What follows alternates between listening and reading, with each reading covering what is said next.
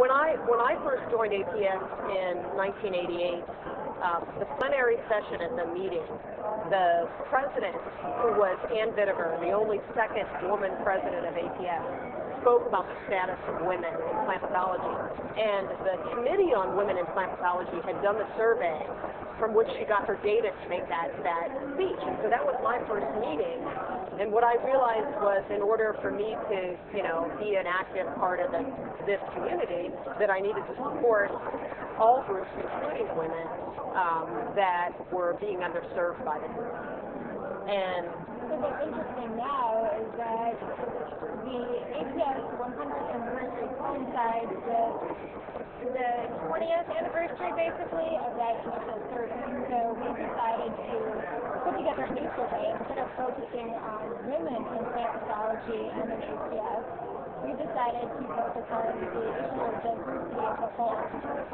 Different ethnic groups, different religious backgrounds, sexual orientation, gender, age, everything to see how it's represented in APS, in plant pathology, and in the biological sciences in general, and what people really feel about it. In the 20 years that this committee has existed, and granted, all of you have not been involved with it all 20 years, but have you seen progress? Do you see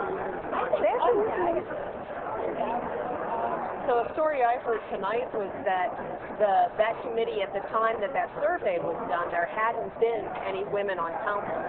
And the committee actively worked to get the very first woman on council, and that was Sue Tolan.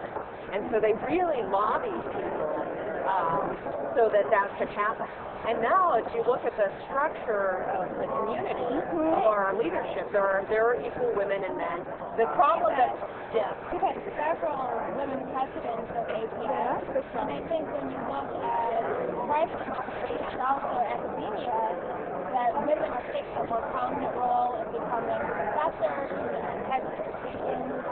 And I think that's impressive that APS has supported that for so long. Yeah, and there are still issues, but the bigger issue is how do we get our members who are non-native, they're not Americans by birth, how do we get them a fair shake in the system? But I cannot come to that. I am a Mexican, I also member of the plant pathology group of IPS, and I also a woman, so I am very good representative of this group.